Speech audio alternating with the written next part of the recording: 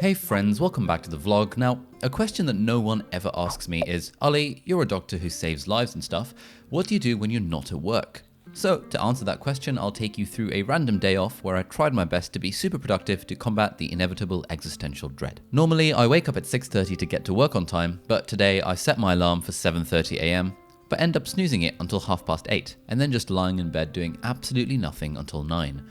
At 9 AM, I negotiate myself out of bed, into the shower, and into a somewhat fresh pair of clothes. By 9:30, I've packed my bag and I'm ready to leave the house, but the urge to open my bowels delays me by another 20 minutes. Not to have my productivity thwarted by mere biology, I bust out my phone and start writing the voiceover script for this very video. I leave the house at 10 AM and drive to Cambridge Town Centre, parking in the Grand Arcade Shopping Centre. By 10:30, I've taken a seat at my favourite coffee shop in town, Jamaica Blue, and after ordering a cheeky latte and a vegan brunch, #Save the Planet, I make a start on marking some physiology essays.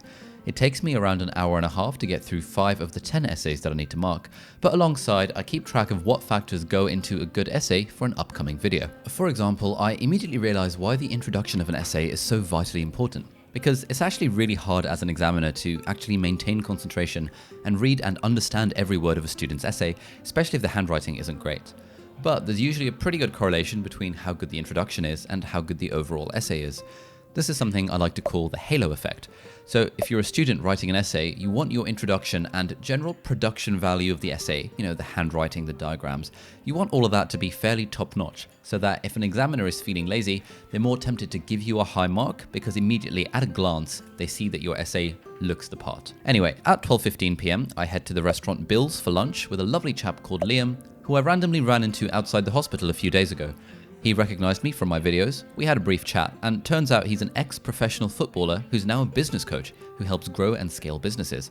This is exactly what I'm trying to do at the moment, and so we arranged to meet up and we end up chatting about general life and business strategy for the next hour and a half. At 2 PM, we part ways, and thanks to all the tea and coffee I'd consumed throughout the morning, I end up taking another trip to the bathroom. Again, I never let mere physiology get in the way of my productivity, and so while in the bathroom, I have a go at the daily challenge on the brilliant iPhone app. The daily challenges are great because they give you a problem, introduce you to the main concepts you need to solve it, and then let you have a go at applying that knowledge.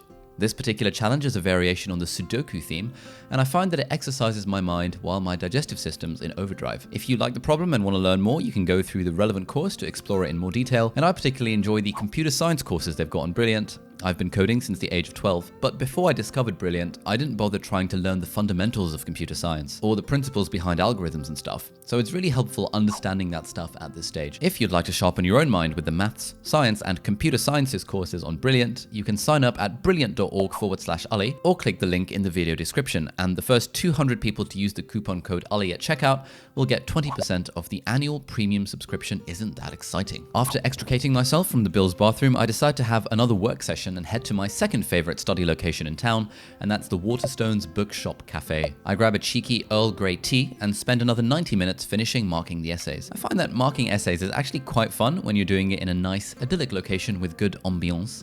And by the end of it, I've refreshed my knowledge of nerves, muscles, and cardiac physiology, which is a good bonus. At 3:30 PM, I quickly go through the mock exam paper that my students and I will be going over that evening to make sure that most of it makes sense. And then at 3:40 PM, I head out of Waterstones and back into the Grand Arcade Shopping Centre to pick up a new bike. The bike shop guy recognizes me from YouTube and actually has his own YouTube channel, and so we chat a bit about what it's like to be a D-list celebrity and about creating content on the internet. By 4:30 PM, the bike is sorted, I've done a test ride, and so I grab some donuts for the students as a New Year's treat and drive over to GIRTON College for the physiology supervision. The supervision lasts around an hour, and in that time, we go through the mock multiple choice exam paper that they all did yesterday under time conditions, and I give them some general advice about what makes a good essay. At 6:30 PM, I drive back into town, park in some random side road, and make my way towards Anglia Ruskin University's Mumford Theatre for this year's Addenbrooke's Pantomime, which is put on by medical students at Cambridge University, and this year it's called The Little Mermaid.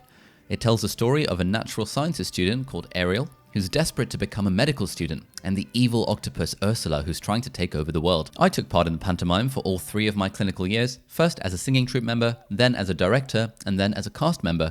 And aside from this YouTube channel, it's the most rewarding thing I've ever done in my life. and so it'll always have a place in my heart. Personal favorites from this year were a parody of Shawn Mendes' absolute banger, Treat You Better, which in this context was all about the NHS, the UK's National Health Service, and how it's terrible, and how we can treat you better with private healthcare. And a parody of the classic song, You've Got a Friend in Me, except they changed the lyrics so it's You've Got an STD instead. For the under 14s amongst us, STD stands for sexually transmitted disease. Sorry YouTube, please don't demonetize this video. The pantomime finishes at 11 PM. I say hello to a few people outside the theatre and then drive home to back up the copious footage I filmed from today. I make my customary nighttime peppermint tea and sit on the sofa to write the script for this very video, #meta. Then at around 1:30 AM, I decide to leave the house and head home to St. Albans where my family lives, and on the way I pick up one of my friends who's staying over tonight. So that is basically the end of this kind of day in the life, what I get up to on a day off work. I hope you found that vaguely entertaining, enjoyable, useful,